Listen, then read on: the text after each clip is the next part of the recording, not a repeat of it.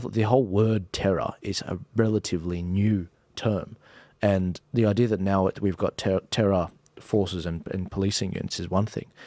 A more modern example is with a lot of these climate protesters that do receive money in America from Soros, but in Australia we see this as well.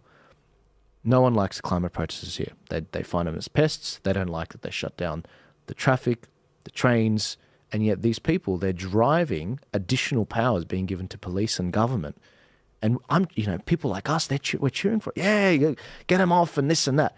Okay, these people get off on bail, no worries. But the next time I want to do a protest for a time like COVID, maybe the next time, it's like throw him in jail. Throw him in jail. Preemptively as well. Sure.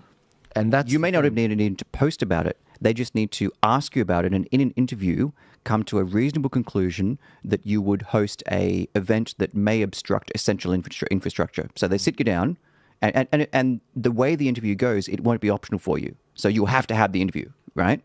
And you can have legal counsel with you, but that legal counsel, as these are phrased, you will need to try and explain: are you intending to host an unauthorized gathering that will block essential infrastructure? And if you are, and if they reasonably believe that, they may be able to use powers to detain you preemptively.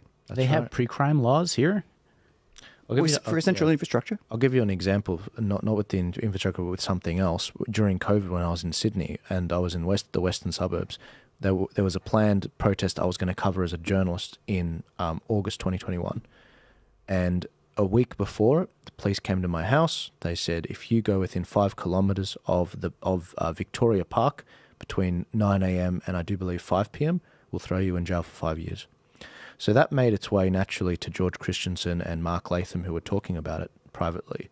And they were saying, you mean to tell me if I want Jamal to come to Parliament House during those times, which falls within the 5Ks, he'll be thrown in prison for 5 years? And George said to him, yeah, that's right.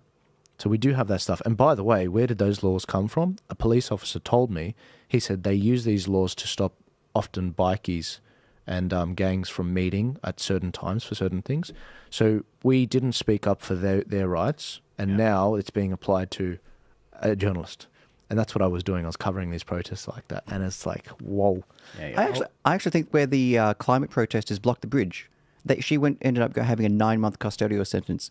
Yeah, okay, don't block essential infrastructure. I get that. I thought 9 months was a little bit too harsh for a first instance where she hadn't blocked essential infrastructure before. So those kind of essential infrastructure laws, I actually disagree with, even though it's like, yeah, get the greenies. Oh, not really.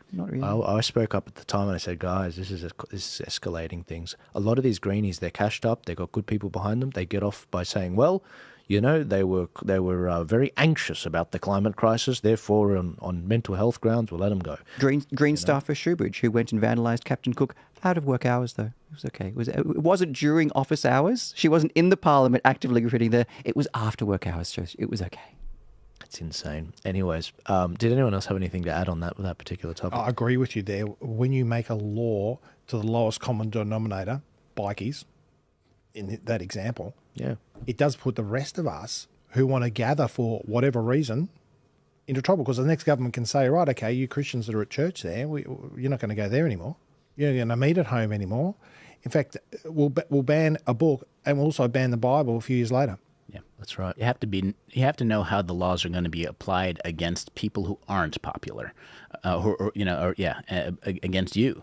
And so, anytime you cheer something on, any form of authoritarianism or high sanctions, you always have to think, okay, what happens when this is going to come my way? Yeah, they always use the exception as the rule. That's the problem. Yeah. So something like, online censorship is a different topic. They're like, well, we need you. Are you saying, Joel, that we should allow child pornography, doxing and incitement to violence on social media? It's like, no, but that's a big difference from me saying that maybe you shouldn't chop a child's genitalia off. That's, but it's like, nah, if there's a 1% chance that the kid will commit suicide because you say that video, then you deserve to be nuked. And that's what's happening. That's why we're off TikTok now. I don't know who it was or what we said on here, but this is why a third of our views are actually coming from Rumble, Telegram, and X. If you're not following us there, click the link in the description because we are on Rumble right now. Moving on, next topic. The UK is trying to out